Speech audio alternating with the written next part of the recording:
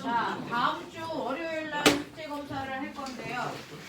지금 앞에 있는 역학은 힙파트 하고요. 쭉 풀어서 71페이지까지 마무리하라고 했고 71인가 73인가 76까지 마무리하라고 했고요. 그 다음에 지금 하고 있는 게 전기 파트라서 전기 파트는 오늘 카톡 강의에도 올리겠지만 91페이지부터요. 다음 주 월요일 날 숙제 검사합니다. 91페이지부터 112페이지까지. 왜? 문제 몇 개 안 돼. 어렵지도 않고 정정기 파트 회로도 몇 개 안 돼. 자, 그래서 요거는 문제 몇 개 안 되기 때문에요. 중학교 내신 같은 유형이야. 그거 푸시면 돼요. 밀리지 말고 해. 몇 페이지 13번? 시험 13번. 아, 시험지에 13번이야? 네. 부리에서도 화장이 맞아요. 화장이 그래 맞아. 화장 800%가 나왔는데 아니 V가 8 그래서 용준이다 보면 몇 번인 것 같은데? 5번이요. 나도 5번인 것 같은 느낌이 들어요. 저희 3번이가 8m. 아, A가 제로고. 네. 일단 확인해 화장이 보시면 3%까지 나오는데. 프리에도 지금 화장이 프리에도 심지어 4m라고 나오죠. 네. 이거는 아까는 진동 중심이 자, 아니라 그럼 지금 설정하시니까 확인하실 겁니다. 여기 상대로 써 있잖아요. 야, 고개 안 들어? 돈 낸 수업 시간에 이지랄 할래? 하자. 열심히 하자. 자, 우리 오늘 전기 파트야 두 번째. 어제 지각했거나 결석한 사람들은 영상 다 올렸으니까 앞부분의 전기 파트는 꼭 보십시오. 네. 그 다음에 오늘 하셔야 되는 전기 파트에서 우리는 뭐 하고 있냐면 전기를 뭐 시키자고 하고 있어? 발생시키자고 하고 있어? 전기를 발생시키는 건 그 원자 속에 있는 전자를 한 방향으로 뭐 시키는 거라고? 이동시키는 거라고. 전자를 한 방향으로 이동시키는 게 바로 전기를 발생시키는 거라고. 그치? 그 중에서 한 방향으로 움직인 전자가 한쪽 위치에서 고정되어서 전기적 현상을 만드는 걸 우리가 정전기라고 한다 그랬고, 정전기를 만드는 방법은 마찰에 의한 마찰 전기와 정전기 유도로 얘기할 수 있었어 라고 하면서 검정기까지 확인하는 작업 했었다. 요거였어요. 자, 그러면서 여기에서 여러분들은 전기력 구하는 시 F는 불러. 죽여버려. 그놈의 F는 MA는 또 좀 안 가려. 다시 떠올리는 거였어요. R 제곱분의 이죠.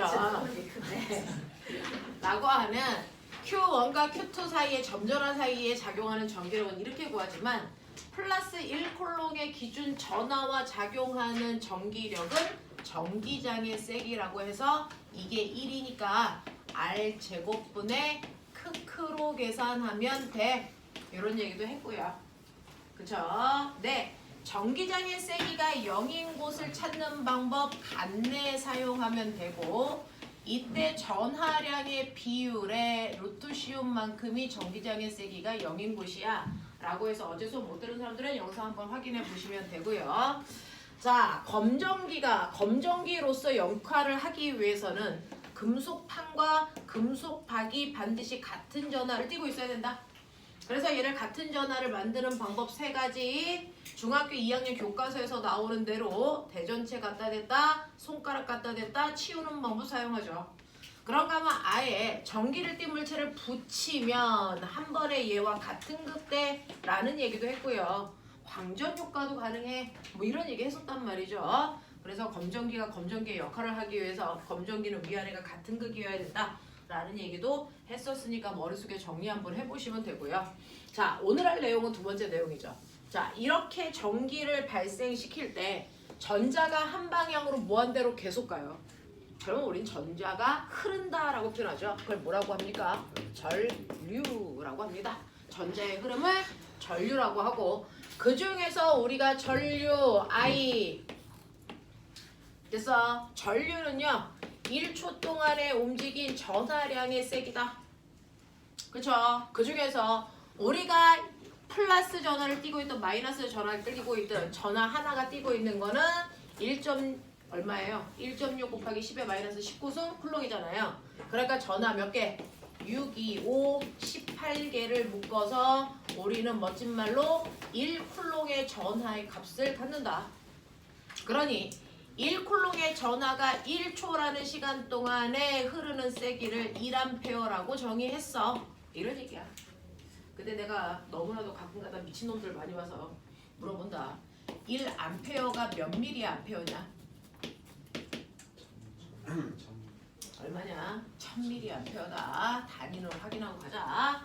되겠어? 자, 이런 식으로 해서 전류의 흐름, 그거를 전자의 흐름을 우리가 전류라고 하더라 라고 하는 이 전자를 흐르게끔 만들어 놓은 가장 간단한 장치를 전기 회로도라고 한다. 자, 전기 회로도 이렇게 그려요. 지금은 개괄적인 설명밖에 못해요. 전체 이제 숲을 보는 거고요. 하나하나 구체적인 것들은 선생님이 다음 주부터 흔히쌤하고 같이 해요. 이렇게 회로도에서 이렇게 들어가 있습니다. 그래서 우리가 스위치를 닫았을 때 전기가 흐른다라고 하는 건 전자가 한 방향으로 이동하는 형태가 전기를 흐른다라고 표현한다. 전자가 한 방향으로 움직일 때 이쪽이 마이너스, 이쪽이 플러스가 되는 거죠. 근데 스위치를 열어서 전기가 흐르지 않을 때는요. 전자가 불규칙적인 이동을 하기 때문에 전기적 현상을 만들지 못하는 거야 라고 표현을 했었습니다. 이런 식으로. 그래서 전기가 흐른다와 흐르지 않는다를 구별하셔야 되겠죠. 그러면 이렇게 전기를 흐르게 하려면 불규칙적으로 움직였던 전자를 누군가가 완벽하게 한 방향으로 밀어주는 에너지를 사용하는 거죠. 그 에너지가 뭡니까? 전자를 한 방향으로 밀어주는 에너지가 필요하죠. 그걸 우리는 뭐라 그럽니까? 전압. 이 전압을요. 원래는 뭐라고 합니까? 뭐라고 합니까? 전기적 위치 에너지. 전위. 됐어. 이걸 다른 말로 뭐라 합니까? 기전력. 다 같은 말. 우리는 볼트라고 얘기하지만 사실은 우리가 10볼트의 전압을 사용해요. 라고 하는 건 사실은 1쿨롱의 전하당 얼마? 10줄의 전기 에너지를 쓸 수 있어! 이 뜻이라고요. 됐죠? 그래서 볼트는 에너지다. 전자를 한 방향으로 밀어서 그 전자들이 움직이면서 전기 에너지를 전달해 주면 이게 전기 에너지거든요. 그 전기 에너지를 이용해서 각각의 전기 제품들이 다양한 형태의 에너지로 뭐 시키는 겁니까? 전환시키는 거죠. 예를 들어서 만약에 형광등이라면 됐죠? 전기 에너지를 무슨 에너지로 전환시키는 거니? 빛 에너지로. 그러니까 형광등에서 나오는 모든 빛 에너지 100줄이라면 이거 어디서 왔어? 전자가 건전지에서 100줄만큼의 에너지를 형광등한테 갖다 주니까 전기 켜는 거야. 알겠어? 이런 것들이 있거든요. 그래서 우리가 중학교 때 외웠던 전압이라는 건 사실은 전기 에너지다. 이거 원래 전압의 단위는 줄퍼쿨롱이다. 알겠습니까? 이런 얘기예요. 그래서 에너지를 사용하는 겁니다. 라고 하는 이렇게 전기가 흐르는 현상이 나타날 때요. 전자가 움직여. 하나의 전자가 움직이면서 전기적 현상을 만들 때요. 이 회로도 안에 나타나는 세 가지 현상들이요. 첫 번째는요. 반드시 이 안에서요. 전자를 밀어주는 압력이라고 하는 전기 에너지를 사용합니다. 우리는 그 전기 에너지를 뭐라고 한다고요? 전압. 전압은 기호로도 V라고 쓰고 단위는 볼트 이렇게 하는 건 여러분들 알겠고요. 원래 단위는 줄퍼쿨롱이다. 되겠어? 자, 이러한 전압을 만드는 건 전지나 전원단자 콘센트라고요. 자, 그 중에서 여러분들 알고 있죠? 건전지를 연결하는 방법 몇 가지? 두 가지. 건전지를 직렬 연결할 수 있어요. 건전지를 병렬 연결할 수 있어요.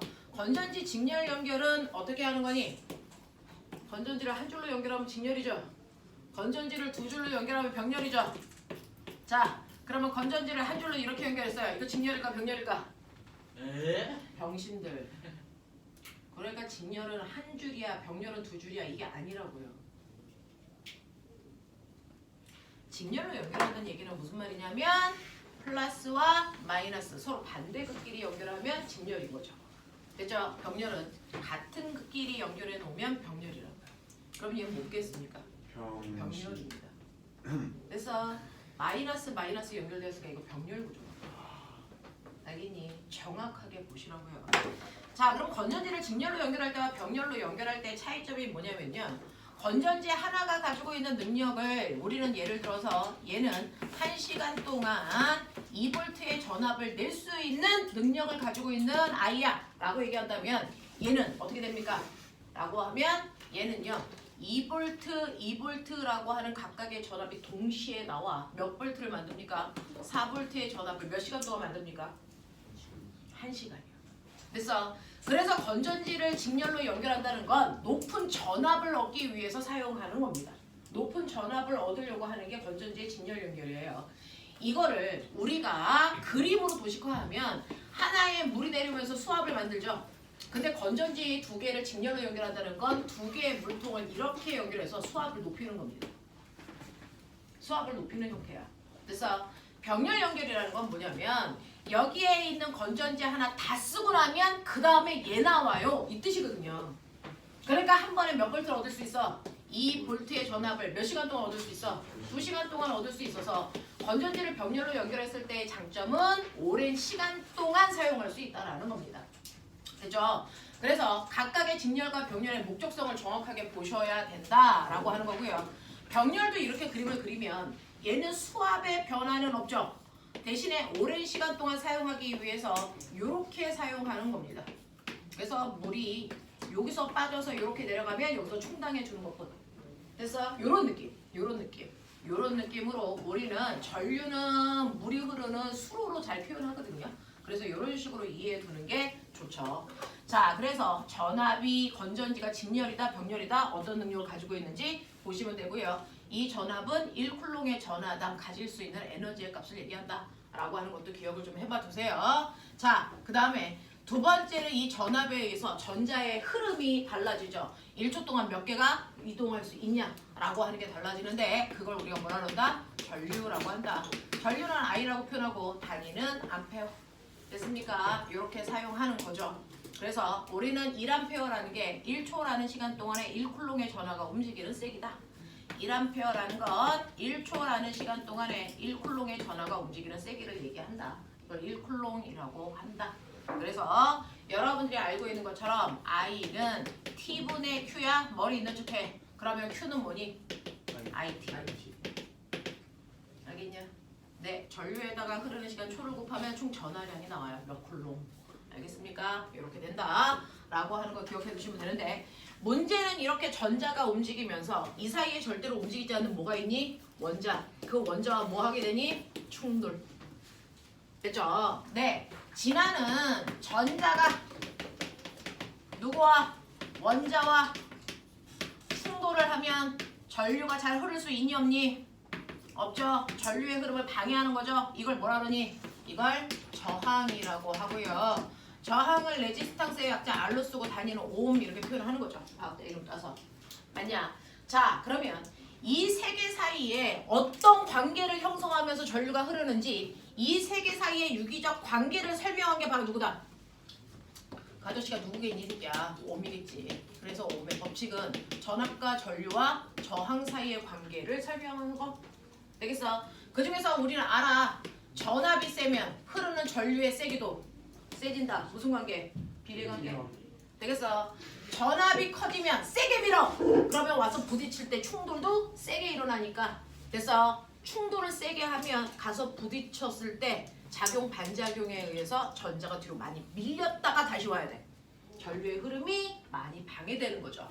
그래서 전압이 커지면 저항도 뭐해진다? 커진다. 됐죠? 자, 그 다음에 저항이 커지면 전류의 세기는 뭐해진다? 작아진다.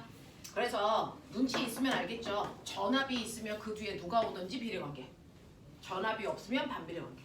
알겠습니까? 이런 관계를 띠고 있다라고 하는 거죠. 그랬을 때 우리가 중학교 2학년 교과서에 나와 있는 그림 V, I, 비례. 오케이. 그러면 이거 기울기.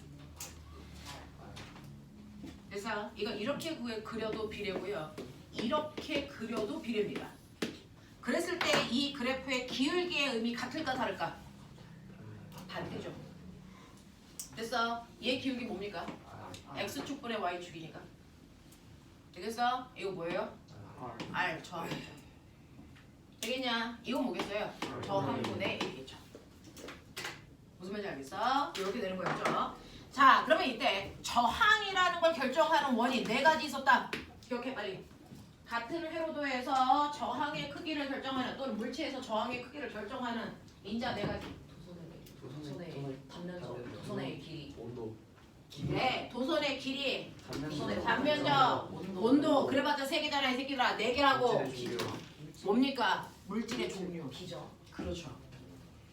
일단 저항을 결정하는 건 그게 구리도선이야 은도선이야 라고 하는 도선의 종류잖아요. 물질의 종류잖아요. 그래서 물질의 종류를 우리는 비저항이라고 했고 그 비저항을 로라고 쓴다. 이러한 비저항은 모든 물질을 같은 굵기 같은 길이로 잘라놓고 표준 저항값을 구하는 거다. 마치 열에서 비열과 같은 거죠. 모든 물질을 1kg으로 만들어 놓고 1도 높이는데 필요한 열 에너지를 비열이라고 한 것처럼 이걸 우리가 비저항이라고 해요. 같은 굵기, 같은 길이로 잘랐을 때 각각의 물질만의 표준 저항값을 비저항이라고 한다. 그러면 굵기가 달라지면 길이가 달라지면 표준 저항도 달라지겠죠. 자, 그러니까 여러분들이 알고 있는 것처럼 길이가 길어져요. 저항값은 맞아요. 커져요 라고 하는데 길이가 길어지면 이 안에 있는 원자의 개수가 뭐해지는 거니까 많아지는 거니까 충돌할 경우의 수도 늘어나요. 이런 의미예요. 그죠? 자, 그 다음에 단면적이 커지면 저항은 뭐해지니? 줄어들죠. 단면적이 커진다는 얘기는요. 길이는 같은데 단면적이 커진다는 건 원자와 원자 사이의 빈 공간이 늘어난다는 뜻이에요. 그래서 충돌할 확률은 줄어들어요. 이렇게 보시는 게 맞는 거죠. 알겠어? 두꺼워진다는 얘기는 벌린다는 뜻이니까 빈 공간이 넓어집니다. 자, 그런가 하면 세 번째, 온도에 따라서도 저항값은 달라집니다. 근데 온도가 높아질 때 저항이 커지는 아이도 있고 저항이 작아지는 아이도 존재한다. 기억나니? 자, 이때 저항이 커지는 아이는 누구다? 온도가 높아지면요. 무조건 원자핵에 가까운 아래쪽 껍질에 있던 아이가 열 에너지를 얻어서 무조건 윗껍질로 올라갈 수 있잖아요. 그럼 윗껍질로 올라가면 자유전자가 생기는 거죠.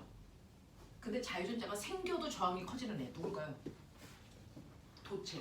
이미 자유전자가 너무 많은데 거기에 더 첨가하면 전자가 원자랑만 충돌하는 게 아니고 많아진 전자들 지네들끼리도 충돌해요. 됐어? 네. 그래서 온도가 높아지면 저항이 커지는 거 도체들입니다. 거꾸로 온도가 높아지면 저항이 작아지는 게 바로 부도체 또는 누구니? 반도체예요. 이렇게 얘기합니다. 그래서 이렇게 여기가 온도이고요. 이때 저항값이 온도가 높아질 때 이렇게 커진다면 도체구나. 이렇게 줄어든다면 반도체 또는 부도체구나. 알겠어? 우리 이렇게 봤거든요. 자, 그랬을 때 어떤 아이의 실제 저항값 어떻게 구합니까? 라고 한다면 어떤 아이의 실제 저항값은 여러분들이 알고 있는 것처럼 비저항에다가 단면적분의 길이 하시면 되는데 이때 이 비저항값이 그때그때 달라요. 0도일 때 비저항값, 10도일 때 비저항값, 100도일 때 비저항값이 달라서 각각의 온도에 따른 비저항값을 넣으시면 됩니다. 알겠어? 이렇게 될 거야. 그래서 얘는 온도에 따라 변하는 값이다 라고 하는 거죠. 그래서 저항값은 물질 이렇게 계산하는데 나 궁금한 거 있어. 그러면 실제로 저항이 길어지면 길이가 길어지면 저항이 커진다는 거 이거 증명해봐. 뭐 증명해 주세요. 직접 해보면 그 직접 해봤다고요, 내가 학교 다니면서 증명을 했다고요. 자, 단면적이 두꺼워지면 저항이 줄어든다는 거 증명해 주세요. 이걸 여러분들 중학교 2학년 교과서에서 내내 했죠. 여러분들은요, 저항의 길이가 길어지면 저항값이 커진다는 걸 확인하기 위해서 우리는 뭘 배웠다? 저항의 직렬 회로도를 이용해서 증명했다. 됐어? 자, 저항의 단면적이 두꺼워지면 저항값이 줄어든다는 것도 저항의 무슨 연결? 병렬 연결이 이걸 증명하는 회로도다. 그래서 첫 번째 직렬 회로도가 있어요. 저항의 직렬이죠. 저항이 하나가 아니고 두 개가 이렇게 연결되어 있는 구조가 여러분들 저항의 길이가 길어지면 저항의 값이 커진다는 걸 증명하는 회로도입니다. 그래서 여기 첫 번째 저항이 3옴이고요. 두 번째 저항이 6옴이고요. 18V 걸린 회로도다 이렇게 생각하시면 되는데 이때 이 구조를 보면 사실은 3옴짜리 저항 옆에 6옴짜리를 이렇게 붙여놨기 때문에 총저항값이 뭐해지는 거야? 길어지는 경우야. 됐어? 그래서 얘는 합성 저항값이 커진다. 그 합성 저항값이 커지는데 낱낱이 저항을 다 더한 만큼 커진다. 요거 배운 거죠. 그래서 얘는 3옴에다가 6옴을 붙이니까 몇 옴짜리? 9옴짜리 합성 저항을 갖는 그 회로도의 구조와 같아요. 그래서 얘는 9옴짜리 저항 하나 있는 이 구조가 된다고요. 그러니 몇 볼트 흐르겠, 몇 암페어 흐르겠냐? 2A. 2암페어가 흐르겠죠. 2암페어의 전자가 흐릅니다 라고 하는 거예요. 우리 쉽게 얘기하면 2암페어라는 건 전자 두 개 나가 이런 뜻으로 생각해보자. 그럼 건전지에서 충전해서 나갈 때요, 전자 하나당 몇 볼트씩 충전해 나갈까? 18볼트니 9볼트니? 18볼트입니다. 하나당 18볼트씩 써있잖아요. 한 개당이라고 하는 한 개당 됐어 충전시킬 수 있는 양이잖아요. 알겠니? 볼트라는 게 그런 거거든요. 그래서 얘도 18볼트, 얘도 18볼트로 충전해서 나가는 전자가요, 충전해서 나가서 네 전기 제품한테 어떤 일을 하고 들어오는 거잖아요. 들어올 때요, 전자 몇 개 들어옵니까? 몇 개 들어와야 돼요? 몇 암페어? 2암페어 그대로 들어오죠. 나가는 양과 들어오는 전하량은 바뀔 수 있다 없다? 없다. 전하량 고정법칙. 알겠습니까? 네. 그러면 얘네들은 나갈 때 각각이 18볼트로 충전해 나갔는데 들어올 땐 0볼트로 다 쓰고 들어와야 된다. 그러면 전자의 하나의 입장에서 18볼트 들고 나갔어. 자, 첫 번째 저항 지나가면서도 에너지 써야 되고 두 번째 저항 지나가면서도 에너지 써야 되니까 18볼트를 나눠서 써야죠. 나누는 기준. 저항입니다. 저항의 역할은 전압을 나누는 배분의 기준의 역할을 합니다. 그래서 직렬 회로도에서는요, 저항의 비율과 똑같은 비율로 전압을 나눴습니다. 알겠어? 그래서 저항의 비율이 1대2이기 때문에 여기에 있는 18볼트도 1대2로 나눠서 V1은 얼마? 6볼트, V2는 얼마? 12볼트라고 하는 걸 우리는 알잖아. 이걸 굳이 옴의 법칙에서 V는 IR 여기다 안 집어넣어도 되지. V1은 R1 곱하기 I1 곱하기 R1이잖아. V2는 I2 곱하기 R2잖아. 근데 여기에서 전류는 직렬 회로에서 똑같잖아. 그러니까 여기도 2A고 여기도 2A야. 그러니까 전압을 나누는 비율은 저항 비율이어야죠. 그래서 이게 3이고 이게 6이니까 여기가 6V, 여기가 12V가 작용할 수밖에 없어요. 맞죠? 그래서 직렬 회로도에서는 전압을 나눠 쓰는 비율이 저항 비율이어야 된다. 왜? 전류의 세기가 뭐 할 거니까? 일정한 회로도니까. 그죠? 네. 그래서 첫 번째 저항을 지날 때 I1도 2A, I2도 2A로 직렬 회로도에서는 전류의 세기가 바뀔 수 없습니다. 왜? 전하량 보존돼야 되니까. 알겠습니까? 이렇게 되는 겁니다. 그러면 얘네들이 각각이 꼬마 전구라고 치자. 그러면 지금 이 꼬마 전구는요, 전류와 전압을 받아가지고 꼬마 전구가 전기 에너지를 빛 에너지로 전환시키는 에너지 전환을 해주는 도구로 쓰고 있잖아요. 그럼 그 중에서 어떤 꼬마 전구가 더 밝아요? 누가 더 에너지 많이 써요? 이 뜻이죠.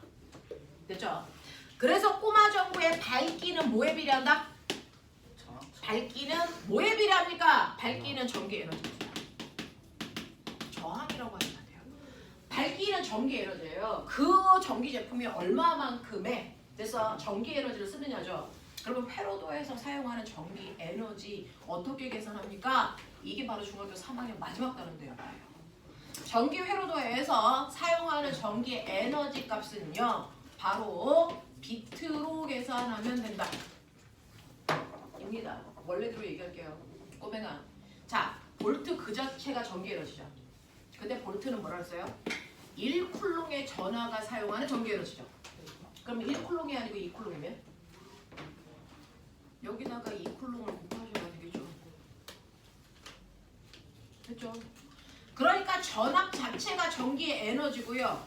그 전압은 1쿨롱의 전하가 사용하는 거니까 2쿨롱이면 2배, 3쿨롱이면 3배, Q쿨롱이면 7배. 이게 전기 에너지죠. 근데 내가 아까 Q는 뭐라 그랬어? 네, Q는 IT라고 했잖아요. 됐어. 자, I는 T분의 Q기 때문에 얘들아 기억해. Q는 IT 강국이라고 했지? 오. 그러니까 여기다 Q에다 뭐 집었는데? IT. 그래서 비트 새끼들아. 알겠냐? 네, 요게 Q야 이게. 그지 있어. 됐어. 그래서 전기의 에너지는 QV로 계산한다. 되겠어? 그게 비트다. 아직은 중학교에서 Q를 안 배워요. 그래서 중학교에서는 비트를 배우고요. 물리. 그래서 통합과학부터 시작해서 물2까지는 QV. 같은 말이야. 같은 말이야. QV, 비트. 알겠냐? 모대용 김신이야. 때가 속 비트. 엄마도 알아. 알겠니? 네, 세제 이름이야. 이렇게 되는 거죠. 자, 그러면 저기에 있는 여러분들이 알고 있는 첫 번째 꼬마 전구 A라고 하죠. 두 번째 꼬마 전구 B라고 하죠. 누가 더 많은 에너지를 써서 더 밝을까? 이런 얘기 하는 거예요. 자, 근데 내가 얘네들 얼마 동안 켜서 10초 동안 켰다고 치자. 뭐 이런 느낌이야. 맞아. 그랬을 때 꼬마 전구 A는요. 비트라고 했으니까 얘가 쓴 전압은 6V이고요. 전류는 2A이고요. 10초 동안 사용했어요. 와, 이 새끼가 쓴 전기 에너지 120줄이네. 이만큼 박네. 이런 얘기예요. 되죠? 자, 두 번째는요. 12V에 2A에 10초니까 얘 얼마입니까? 240줄이네. 그래서 A에 비해서 B가 2배 더 박네. 이런 얘기죠? 근데 꼬매가 봐봐. 어차피 회로도는 얘가 10초 동안 전류가 흐르면 얘도 10초 동안 흘러야 돼. 그러니까 꼬마 전구의 밝기를 결정하는 건 시간이 아니었어. 또 직렬 회로라면 어쨌든 비트로 계산할 때 전류도 같아. 이것도 결정하는 게 아니었어. 그러면 직렬 회로도에서 꼬마 전구의 밝기를 결정하는 건 뭐니? 전압의 비율이네. 맞냐? 자, 근데 직렬 회로에서의 전압의 비율은 누가 결정한다고? 저항이 비례하기 때문에 직렬 회로도에서는 저항이 큰 쪽이 더 밝아. 몇 배? 2배. 저항의 비율과 비례하는 에너지를 사용하게 돼. 알겠어? 라고 믿으면 되는 거겠죠. 됐죠? 이게 이제 직렬 회로도의 특징이었습니다. 자, 그러면 저항이 길어지면 길어질수록 저항값이 커진다는 거 직렬 회로로 증명했어. 그럼 단면적이 두꺼워지면 저항이 작아진다는 것도 증명해야죠. 이거는 저항이 무슨 연결로 하니? 병렬 연결로 해보자.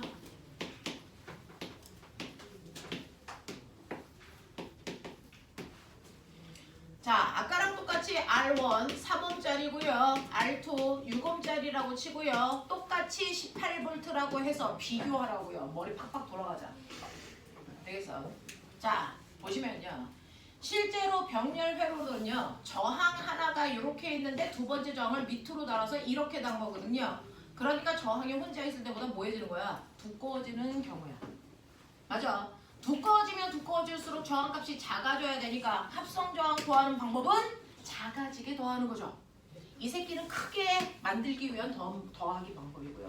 작아지게 더하는 방법은 어떻게 하는 거니? R1분의 1 더하기 R2분의 1을 다시 역수하는 거죠.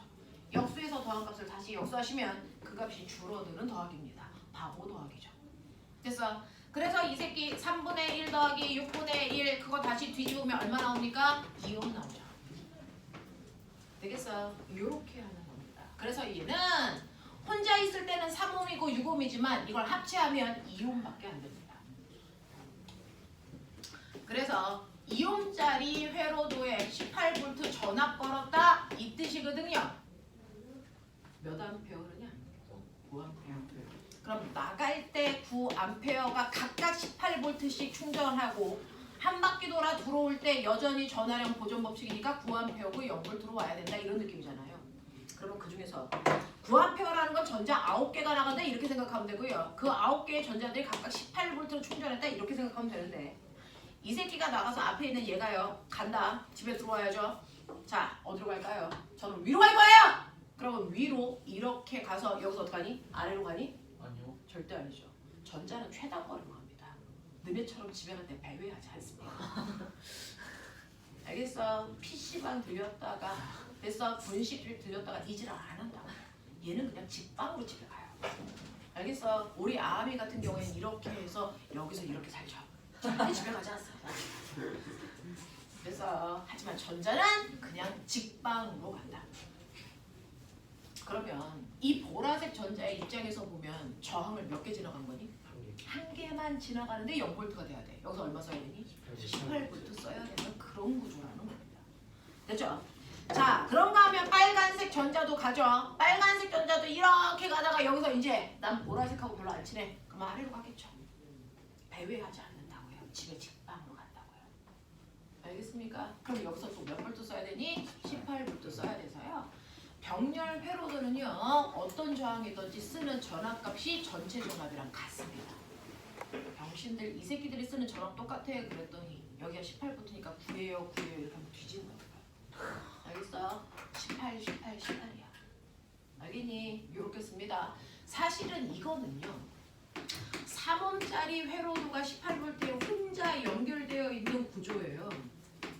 그 밑에 누가 와도 얘는 영향을 받니 안 받니? 안 받아요. 그래서 병렬 회로도는 독립된 구조다 이렇게 얘기하잖아요. 알겠습니까? 자, 그리고 그 밑에 얘가 있는 아이가 옆에 그냥 혼자서 6옴짜리 있는 이런 그림이라고요. 자, 이 그림을 각각 그리는 거 귀찮아서 이런 그냥 한꺼번에 붙여서 그리면 이런 구조다. 알겠어? 그러니까 얘를 키던 끄던 상관없이 얘는 영향 받니 안 받니? 안 받아요. 그래서 독립된 구조입니다.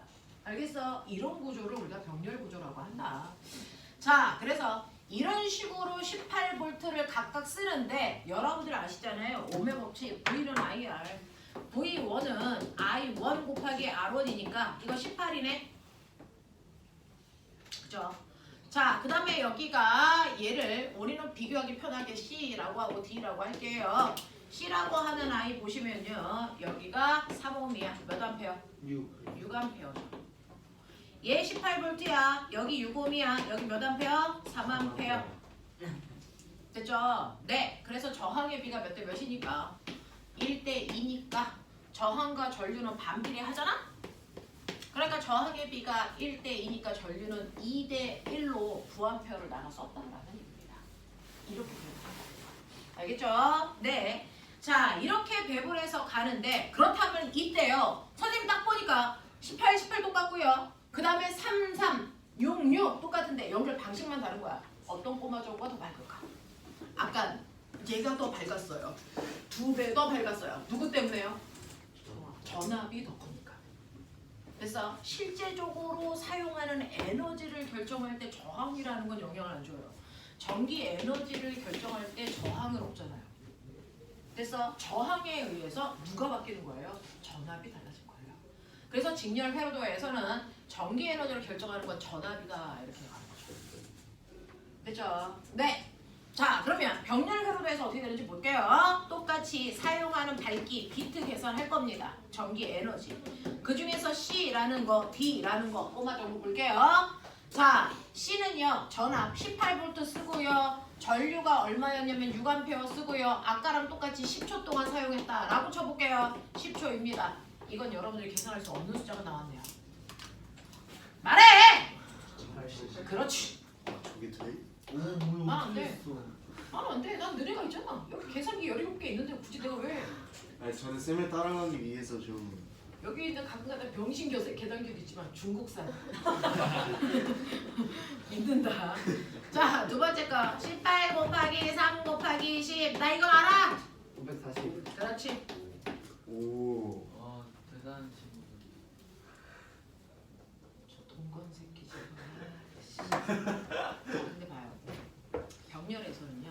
흐르는 시간은 똑같아요. 같은 회로니까. 그리고 병렬이기 때문에 전압 같습니다. 그럼 병렬에서의 꼬마 정보가 사용하는 에너지의 크기 결정하는 건 누구였다? 전류였다 이거죠. 근데 전류를 결정하는 건 누굽니까? 전류의 세기를 결정하는 건 저항이었죠. 저항의 비와 뭐하다고요? 반비례. 그래서 저항이 작은 쪽이 더 밝았습니다. 이번에는. 아까는 저항이 큰 쪽이 더 밝았고요. 지금은 저항이 작은 쪽이 더 밝습니다. 맞아? 야, 그거 저거 좀 봐. 잠 안 오게 하는 껌. 조롱검이요? 조롱껌. 아 이거 민준이한테 있는데 진웅쌤한테 있는데. 진짜 진웅쌤은 몇 지금 반이 옆방에 있어요. 졸기만 해. 내가 앞니빨이 쏙 빠지도록 어떤 새끼든 뽀뽀 한 번 한다 내가 오늘. 어. 그래 최초로 일기 한 번 쓰게 한다 내가. 일기요? 제 스노트 쓸것 같은데. 뽀뽀 한 번 해야 일기라는 걸 쓰겠지 이 새끼들이. 평상시에 뭐 글을 쓰겠니? 자, 그래서 원하면 자도 된다. 선생님하고 뽀뽀한 애들은 무조건 서울대 간다. 세명 아니죠, 3명. 더 이상 눈을 감지 않더라 걔네들이. 그러고 나서 진짜로 눈을 서울대 간다. 자, 그래서 보시면 됐죠? 아하. 직렬일 때는 저항이 큰 쪽이 밝을 수밖에 없어. 저항이 큰 쪽이 전압이 크니까. 인 거고요. 병렬 회로도에서는 저항이 작은 쪽이 밝을 수밖에 없어. 왜? 저항과 전류가 반비례하니까요. 알겠어? 이렇게 되거든요. 그러면 저는 알았는데요. 꼬맹아, 이거를 이렇게도 비교해 보시죠. 지금 중학교 3학년 2학기 기말고사 대비하고 있는 중입니다. 중3 내용 하고 있어요, 저. 하이스트는 그렇습니다. 자, 직렬, 병렬인데요. 똑같이 3옴, 3옴, 이 새끼 3옴. 이 새끼 3옴짜리야. 밝기 볼래요? 120, 1080. 와. 이렇게 밝기 차이가 나요. 6옴, 6옴.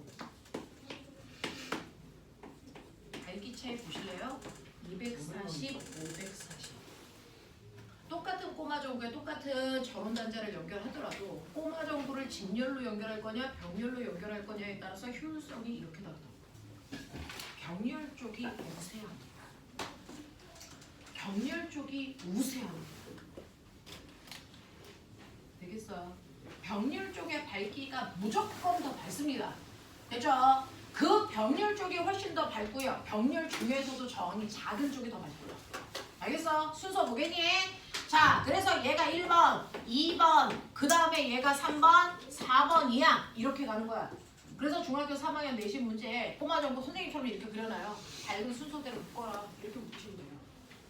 알겠습니까? 이런 능력을 갖는 게 바로 비트라고 하는 전기의 에너지. 그래서 그것 때문이다 라고 하는 것도 여러분들 보셨는데 우리 엄마가요. 지금은 춥지만 조금 이따 금방 또 여름 와요. 그러면 에어컨을 사고 싶으시죠? LG 에어컨을 살까요? 삼성 에어컨을 살까요? 엄마가 결정하는 기준은 LG. 뭡니까? 가격. 아니죠. 네? 디자인이죠. 아. 우리 엄마는 디자인이죠. LG는 보라색인데 저기는 노란색이야. 뭐 이런 거죠. 자, 하지만 아빠는 뭘 봅니까? 가격. 가격도 보는데 가격보다 더 봐야 되는 건 효율성이죠. 이거 틀었을 때 전기세 얼마나 나와? 이거죠. 전력 보셔야 돼요. 됐어? 네. 근데 엄마들이 가가지고요. 전기세 뭐가 더 많이 먹어요? 라고 하면 애매하죠. 너네 집은 24시간 틀어놓는데 옆집은 1시간 틀어놓잖아. 전기세 별로 안 나온다 그러면서 엄청 나왔네요. 몇 시간 드셨는데요? 하루 종일이요. 이런 말도 안 되는 거죠. 그래서 모든 전기 제품들은요. 소비자한테 얘가 전기 얼마나 먹어? 이거 얘기해줘야죠. 근데 집집마다 사용하는 시간은 다 다르니까 표준값을 나타냅니다. 뭐 1시간 사용했을 때 사용하는 전기 에너지. 그래서 또는 1초 썼을 때 사용하는 전기 에너지라고 합니다. 여러분들이 알고 있는 것처럼 총 시간 동안에 사용한 전기 에너지는 말 그대로 전기 에너지. 어떻게 구한다고요? 지금 했잖아. 비트. 비트를 고등학교 때 뭐라 그런다고? QV. 알겠습니까? 그거죠. 회로에서 실제로 전기 제품들이 사용하는 전기 에너지라고 하는 전기 에너지의 단위는 줄일 거고요. 이거 구하는 방법은 비트 또는 요게 Q니까 QV 이렇게 쓴다고요. 납득해? 근데 우리가 소비자가 어떤 제품을 사용할 때는 똑같은 시간 사용했을 때 누가 더 전기 많이 먹어 라고 하는 뭡니까? 단위 시간당 사용하는 전기 에너지죠. 그거를 우리는 P라고 하고 단위는 와트. 멋지다. 이 한국말로 뭐라 그러니? 전력인 겁니다. 그래서 전력이라는 건 1초 동안 사용한 전기 에너지 또는 1시간 동안 사용한 전기 에너지 값이다. 자, 그러면 전기 에너지는 비트인데요. 이거 10초 동안 사용한 건데 1초 동안? 그럼 사용한 시간으로 나누시면 되겠죠? 그래서 나누시면 우리가 알고 있는 전력이라는 와트는 어떻게 계산한 거? VI로 계산한 게 전력입니다. 됐죠? 그래서 여러분들이 알고 있는 전력이라고 하는 와트 됐어? 이거요. VI입니다. 근데 너네 나한테 와트라는 단어 두 번째 듣는 건데요. 인류입니다.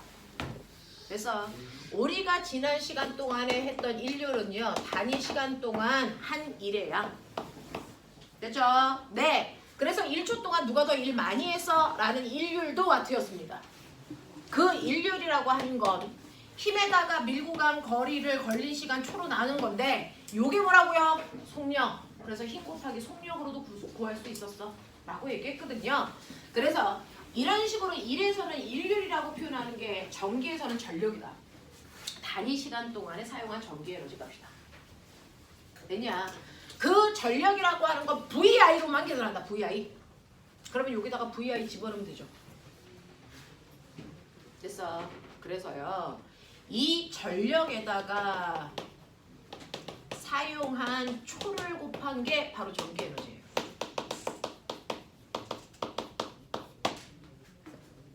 그죠? 당연하죠. VI가 전력이니까 거기다가 초를 곱하면 전기 에너지가 되는 거구나 라고 하는 거. 그래서 만약에 전력이 100W짜리예요. 근데 내가 10초 동안 쓸 거예요. 그럼 100 곱하기 얼마? 10. 그래서 전기 에너지 1000줄 썼네. 뭐 이런 얘기야. 알겠습니까? 네. 라고 얘기하는 거죠. 그럼 우리가 전기세를 냅시다. 엄마가 전기세 내는 건 우리 집에서 사용한 총 전기 에너지를 돈으로 환산해서 내는 거죠. 근데 전기세를 얼마 만에 내? 한 달 몇 초야? 아까 우리 예선은 1시간이 60초란다. 뭐 아니야? 그럼 넌 모르는데? 1시간 60. 3,600천. 60초 맞아야 돼. 1시간 야 60초 맞아. 그래, 그래서 우리 거기 자, 좀 있으면 끝나네. 1시간은 60초래요. 1시간은 60초로 생각해야지 수업이 빨리 끝날 수 있구나. 네. 집에 빨리 가겠다. 집에 가야겠다. 너 애들이 만약에 이렇게 계산한다? 너 학원에서 잘린다. 나쁜 지식을 지금 아이들한테 보여드린 거야. 3,600초죠. 근데 한 달은 몇 초일까요? 한 달이 259만 2천 줄. 들어봤자 의미 없는 초죠. 그죠? 이해가 안 되는 초 아닙니까? 그러니까 전기세는 한 달 단위로 내야 되는데 한 달 단위로 사용한 전기 에너지를 계산하려면 쓸데없이 시간의 숫자가 길어진단 말이죠. 그래서 우리가 전기세를 낼 때는요. 전력에다가 초를 곱하는 게 아니고 전력에다가 그냥 시간을 곱합니다. 하루는 24시간이고 한 달이니까 30 이렇게 곱해서 전기세로 환산하거든요. 자, 그래서 초가 아닌 시간으로 계산한 전기 에너지를 우리가 뭐라 그런다? 전력량이라고 합니다. 전력량. 전력량은요. 전력에다가 뭐 곱한 거라고? 시간, 아워. 그래서 단위가 뭐야? 와트시. 반은 영어, 반은 한국말. 와트시간, 와트시. 진짜요? 근데 이 새끼야. 내가 딴 거는 거짓말해도 물리는 거짓말 한다. 와트시야 얘 이름이. 되게 황당하네. 네, 되게 황당하죠. 와트시예요. 그럼 외국에서 어떻게 써요? 똑같이 WH라고 쓰죠. 어떻게 읽어요? 와트 아워라고 읽죠. 헐. 걔가 시를 어떻게 하게 이 병신아. 자, 그래서 이렇게 합니다. 됐죠? 그러니까 1와트시라고 하는 건 1시간 동안 사용한 전기 에너지인데요. 이거 줄로 바꾸고 싶어요. 그럼 이제 예서야 바꿔봐. 1와트시는 몇 줄?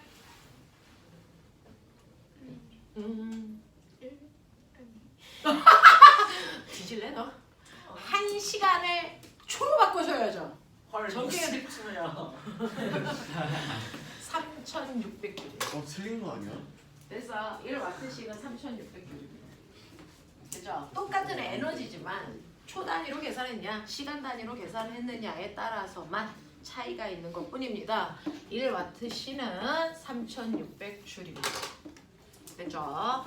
그래서 여러분들 보시면 와트에다가 시간 곱하면 와트씩, 와트에다가 초 곱하면 전기 에너지. 알겠습니까? 그 차이라고요. 자, 그러면 내가 이렇게 전기 제품들을 사면 그 전기 제품들의 효율성을 나타내기 위해서 전력을 표현합니다. 그래서 여러분들이 전기 제품을 사면 모든 나라에서 규격 반드시 이거 표현해야만 너네 제품 팔 수 있어 라고 하는 규격이 있습니다. 그 규격이 전기 제품 뒤로 보시면 100V, 200W 이렇게 써져 있어요. 자, 그래서 모든 전기 제품들은 그 전기 제품들의 효율성을 써놓게 되어 있는데요. 그 중에서 100V예요. 이거 무슨 말이게요?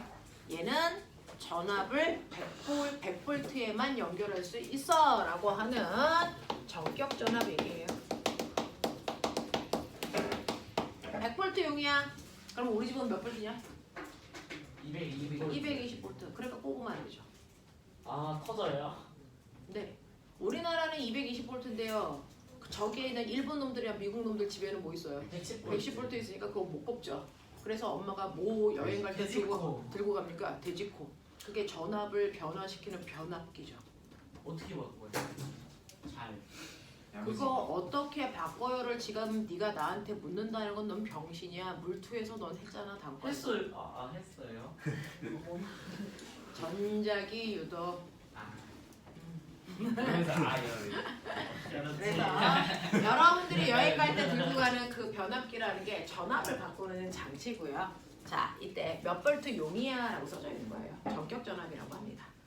자, 그런가 하면 거기다 꼽았을 때 이 새끼는 1초 동안 200줄의 전기 에너지 써. 됐어? 라고 하는 전력입니다. 이게 바로 소비 전력입니다. 그래서 모든 전기 제품들은요, 전격 전압과 소비 전력을 써야만 각각의 나라에서 팔 수가 있어요. 근데 이게 써져 있으면 우린 거꾸로 물리적으로 분석이 가능하죠. 여러분들 200V래요. 200W래요. 그러면 이 전기 제품에 흐르는 전류는 얼마야? 저항은 얼마야? 이게 가능해요. 왜? 와트는 뭐니까? VI니까. 맞죠? 자, 200V래요. 100V에 꼽으래요. 전류 얼마 흘러요? 2A 흐른다는 얘기입니다. 맞죠? 그래서 얘는 2A의 전류가 흐르는 전기 제품이야. 이 뜻입니다. 그렇다면 우리는 하나 더 알죠? ohm의 법칙 V는 IR. 맞냐? 그러니까 얘는 100V에 꼽았는데 2A 흘러. 저항이 얼마짜리란 얘기야? 50ohm짜리란 얘기야. 그래서 얘 50ohm짜리구나 이런 거 주는 거야. 근데 꼭 말 안 듣는 새끼들이 있죠. 100V에 꼽으라 그랬는데 호기심 천국인 새끼가 있죠. 이걸 꼭 200V에 꼽고 싶은 본능이 있는 아이들이 있습니다. 자원 꽂아봐야죠. 꼽았어. 그러면 빨리 생각해. 200V에 꼽았습니다. 몇 와트일까요? 빨리 찍어. 200W. 100W. 200W.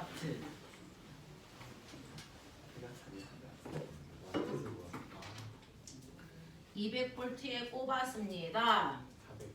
400, 400, 400. 200, 200, 200.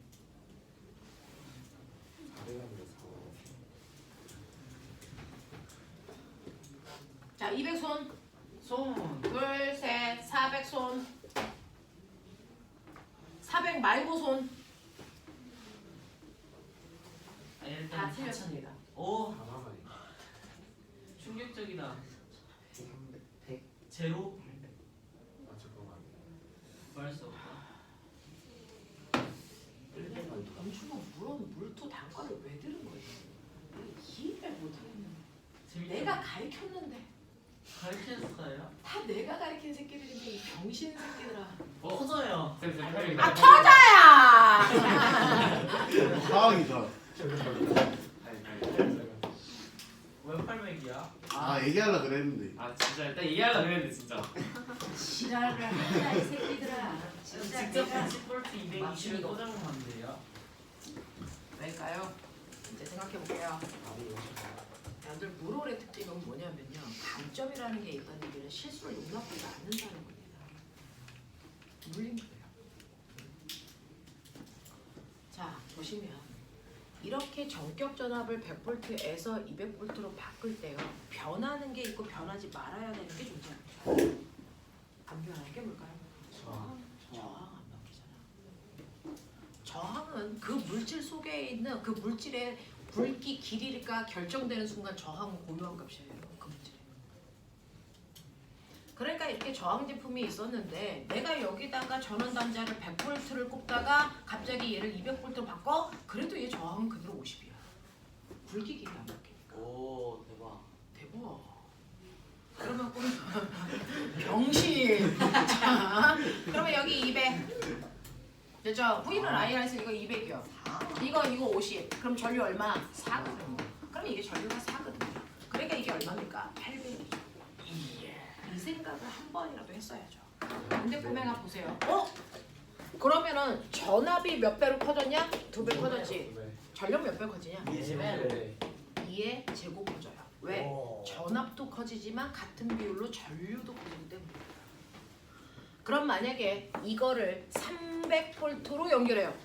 이거 얼마 커집니까? 9배. 네, 얼마입니까? 9배 커지죠. 그래서 1800, 1800. 아이씨. 3의 제곱. 알겠습니까? 이렇게 커집니다. 되겠죠? 이렇게 되는 거 확인하셔야 됩니다. 됐죠? 자, 그러면 이런 식으로 전기 제품들 이렇구나. 회로도가 이렇구나. 전기 에너지 전력이 뭔지 알았고 꼬마 전구의 밝기를 결정하는 거 전기 에너지지만 어차피 같은 회로도에서 같은 시간 동안에 전류가 흐르기 때문에 굳이 전기 에너지로 계산할 필요 없고요. 시간은 똑같으니까 전력으로 계산해서 밝기 조사하시면 돼요. 전력으로 계산하니까 편합니다. 됐죠?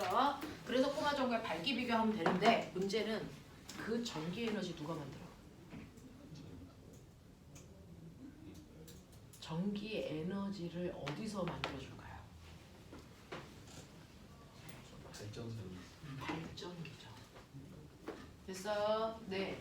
발전소에서 전기를 생산해서 우리 집까지 보내잖아요. 네. 그 과정을 이해하셔야 됩니다. 자, 그래서 선생님이 여러분들한테 마지막으로 해드릴 거는요. 바로 전기를 송전하는 과정이죠. 전기를 보내주는 과정. 자, 일단은 전기를 생산해야죠. 전기를 만들어내는 거, 전기 에너지를 만들어내는 곳이 어딥니까? 발전기고요. 그게 들어있는 발전소예요, 발전소. 자, 발전소에서 전기를 생산합니다. 여기서 전기 에너지를 생산하죠. 우리는 물리하는 사람이니까 생산이라는 단어가 약간 좀 걸려. 에너지는 만들어지는 게 아니고 뭐 되는 거야? 전환하는 것 뿐이야. 알겠어? 네, 그런 겁니다. 그러면 여러분들 발전소에서 전기 에너지를 만드는데요. 자, 그 발전기에서 전기 에너지를 만드는 방법 알죠? 패러데이. 모르는구나. 어떻게 하셨어요? 뭡니까? 이렇게 도체통에다가 자석을 넣었다가 뺐다가. 밀당. 어떻게 이렇게 모를 수가 있어? 아니야. 아는. 야, 적어도 여기는 알아야 된다 그래서 물리 원 끝난 애들만 여기다 넣는데. 알아요, 쌤. 아니 그냥 그림이 오늘따라서 좋아 보여서. 자, 저 그림을 한 번이라도 더 보고 싶어서. 지랄들이. 많이 심하죠. 네 머리가 심해 이 새끼야.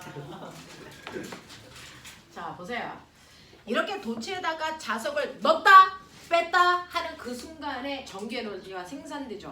그래서 왜 생산됩니까? 그건 맞습니다.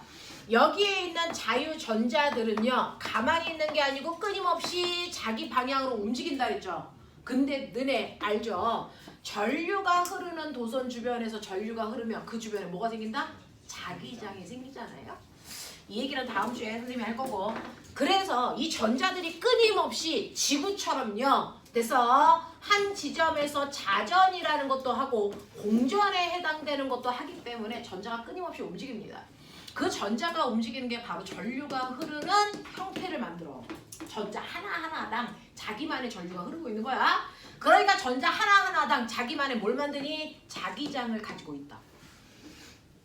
맞아. 전자 하나하나당 자기만의 자기장을 가지고 있어서 난 이렇게 보는 게 좋아! 이렇게 하고 있는 거야. 전자 모두 다 이러고 있어요. 그러면 자기만의 여기에 NS가 다 떠 있는 거야. 그래서 이렇게 하고 돈단 말이야.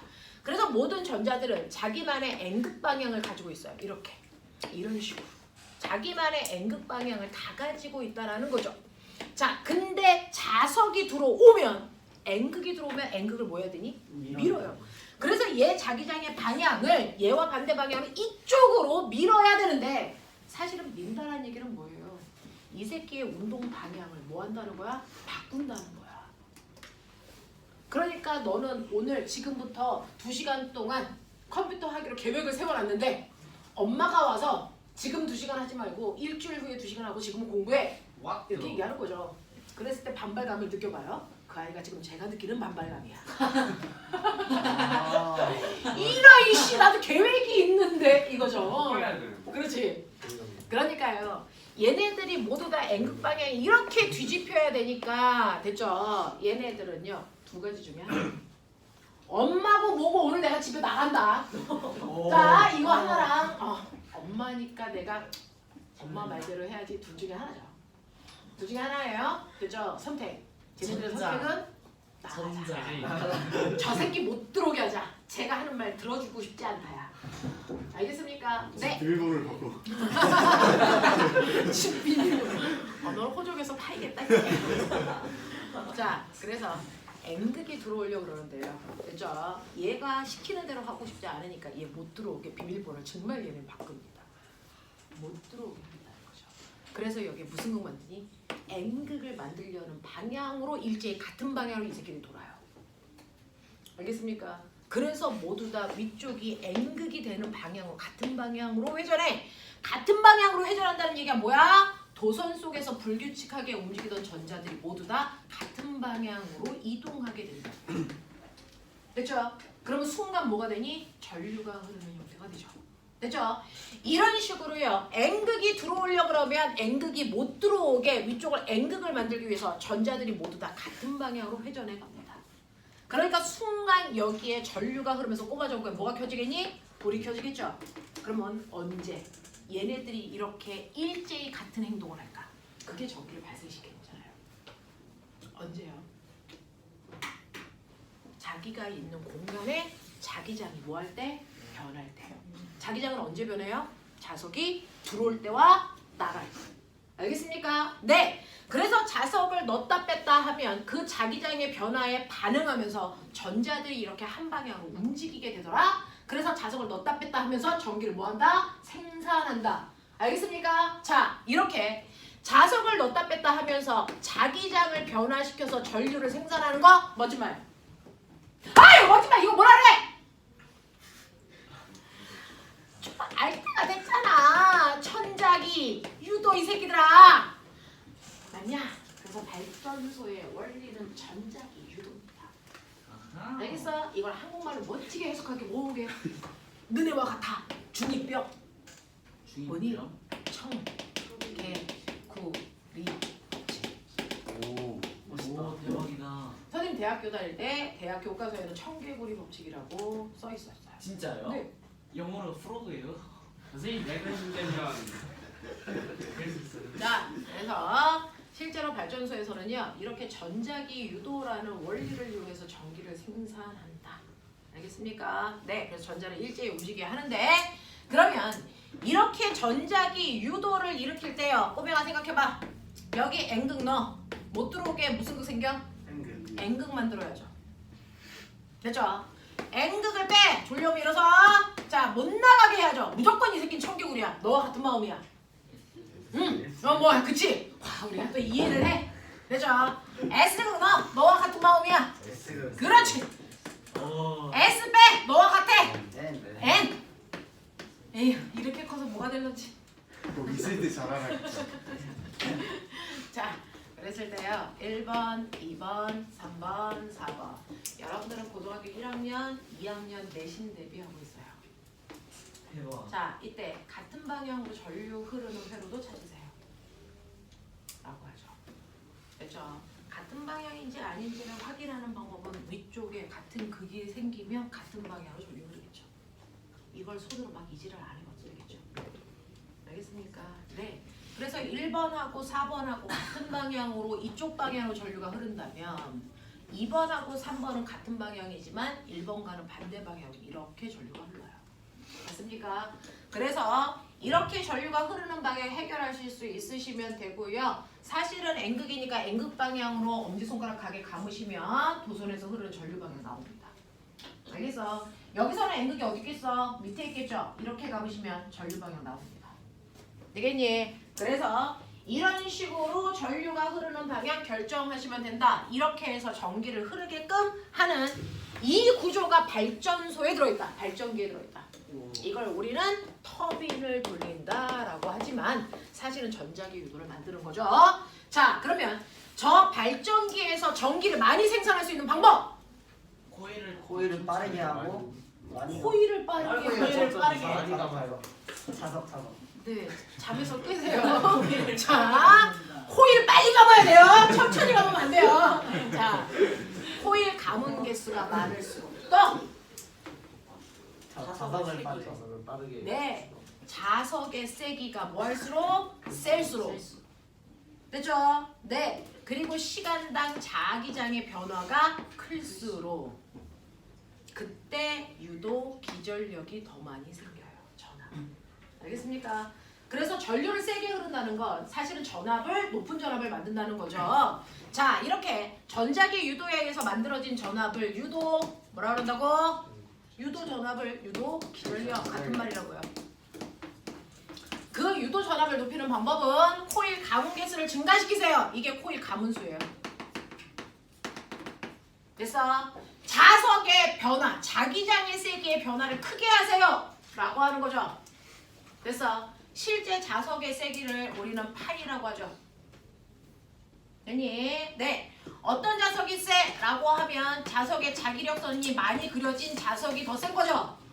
네. 여기에 있는 자기선속을 우리가 파이라고 한다고요. 됐니? 그럼 우리가 알고 있는 자기장은요. 이 자기선속을 면적으로 나눈 값이 단위 면적당 자석의 세기 자기장이 되는 거죠. 알겠어? 자, 그랬을 때 이 새끼는 자기선속 자석이 실제 세기. 그걸 면적으로 나누면 단위 면적당 자석의 세기. 이거 뭐라니?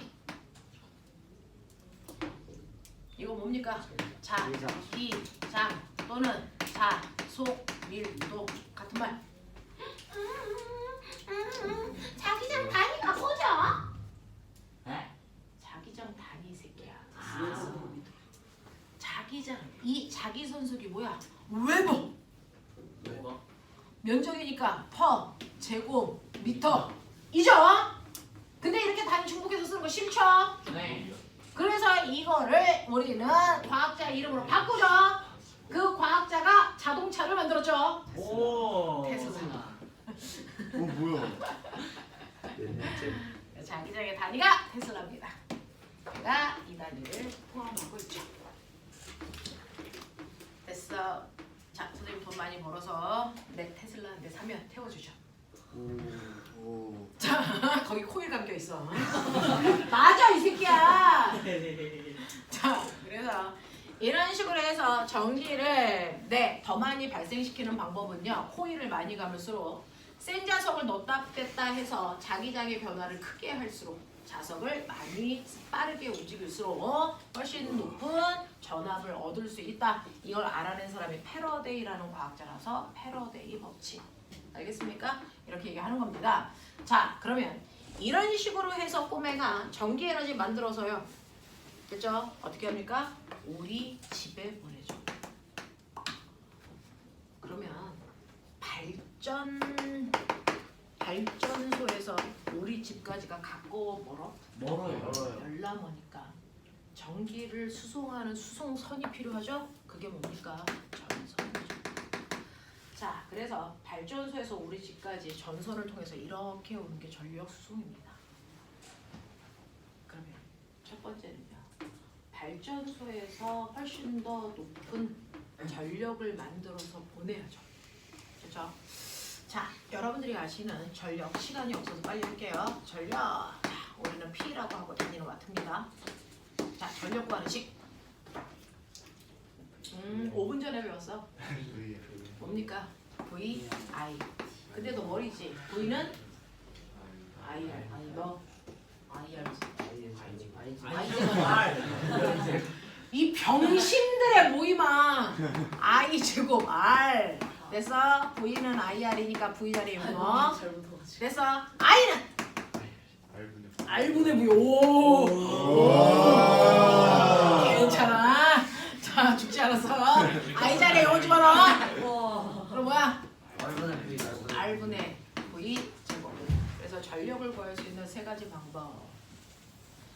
사실은요 세 가지라고 하기도 그렇죠. 그냥 전력은 VI이 아니야. 됐어? 이걸 변형시킨 형태야. 자, 그 중에서요 여러분들이 알아두셔야 되는 거 발전소에서 얼마만큼의 전기 에너지를 생산합니까를 결정할 수 있는 거. 발전소에서 얼마만큼의 전력을 생산할 수 있니? 그걸 계산할 수 있는 방법은 이 중에 딱 하나밖에 없습니다. 다 쓸 수 없어요. 같은 전력을 계산하는 방법이라도 발전소에서 생산하는 생산 전력을 구하는 식은 하나밖에 없다. 뭐? 얘밖에 안 된다. 이게 발전소에서 만들어내는 생산 전력을 구할 수 있는 유일한 방법입니다. 왜냐면 저렇게 자석을 넣다 뺐다 하는 전자기 유도가 일어나는 과정에는요 저항이라는 게 존재하지 않습니다. 그래서 발전소에서 생산되는 생산 전력은 VI로만 계산됩니다. 됐죠? 그래서 만약에 발전소에서 100W의 됐어 전력을 생산해서 우리 집에 보낸다. 근데 보낼 때 전선이라는 걸 통해서 보내야 되는데 문제는 이 전선을 지나올 때 뭐가 생긴다? 손실 전력이라는 게 생겨요. 100% 못 온다는 거죠. 그러면 손실 전력은 왜 생깁니까? 전선에 있는 저항이랑의 충돌 때문에. 그 충돌에 의해서 전기의 에너지 중에 일부가 무슨 에너지? 열 에너지로 손실되기 때문입니다. 됐죠? 그러면 손실 전력은 어떻게 계산할까요? 생산 전력에서 손실 전력을 빼야 이게 우리 집에 공급되는 공급 전력이죠. 이걸 최소한으로 줄여야 얘가 높아지죠. 어차피 발전소를 많이 만들 수 없어요. 그죠? 자, 손실 전력 어떻게 계산할까요? 전선에서 손실되는 이 손실 전력을 계산하는 방법도 하나밖에 못 씁니다. 올 것 같습니까? 여기다. 이게 손실 전력 관입니다.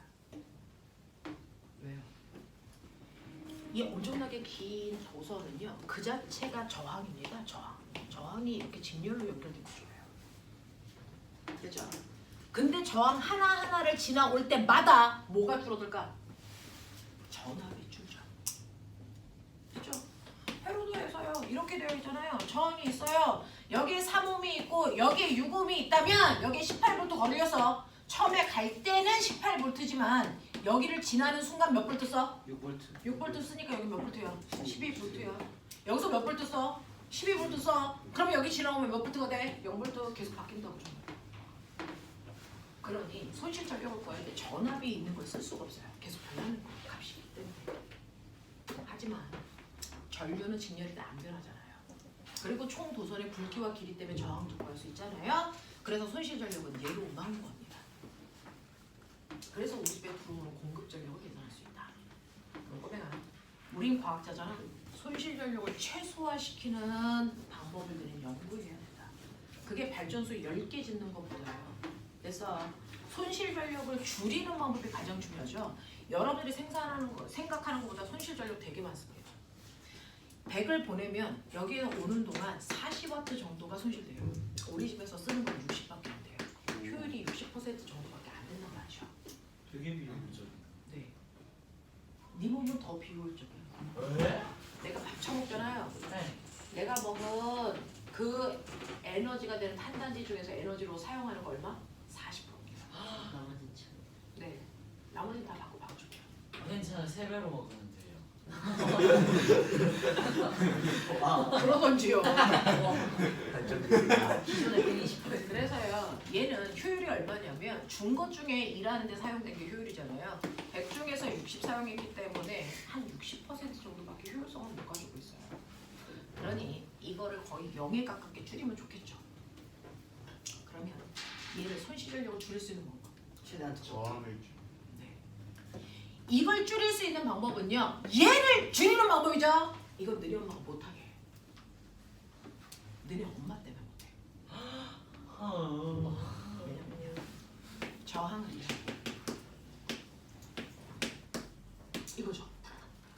그래서 비저항 곱하기 단면적 분의 길인데 그러면 저항을 줄이려면 열나 두꺼운 거 쓰면 되겠죠. 재료비가 더 들어야 될게요. 굴동을 막. 재료비가 더 들어요. 관리도 어려워요. 힘들다. 이게 불가능해요. 그럼 요거를 줄이면 되잖아요. 좋았어. 그러면 너네 집 코앞에다가 발전기 달라는 얘기인데 이걸 우리 엄마가 싫어한다고. 집값이.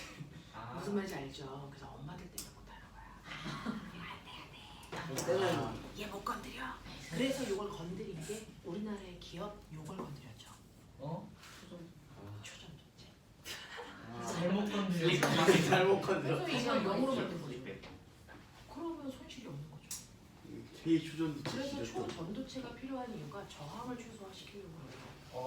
그래서 저거 하면 부자. 그래서 저거 하면 부자 되는 거구나. 그거는 꼬매가 주식 때문에 그런 거고. 아니, 그래서 결국은 저항 건드리는 건 불가능합니다. 그럼 뭘 건드려야 되니? 전류를 건드려야죠. 이거를 최소화시키면 돼요. 전선을 통해서 흘러가는 전류의 세기를 엄청 낮추면 돼요. 전류의 세기를 낮추면 발전소에서 만드는 말 아니야? 이걸 낮추기 위해서 이 세기를 열라 높입니다. 발전소에서 100와트를 만드는데요. 이게 10이고 10이었는데 얘가 10일 때보다 손실을 줄이기 위해서 얘를 1로 만들어요. 그럼 얘를 얼마로 하면 되겠니? 100으로 하면 되겠죠. 그래서 전류를 10분의 1로 줄이는 순간 저항은 100분의 1로 줄어요. 그래서 우리는 전류를 최소화하기 위해서 전압을 높이는 방법을 쓴다. 그게 변화입니다. 되겠냐? 이런 얘기를 쓰는 거예요. 그래서 이 전압을 높일 수 있는 방법은 다음 시간에 해드릴게요.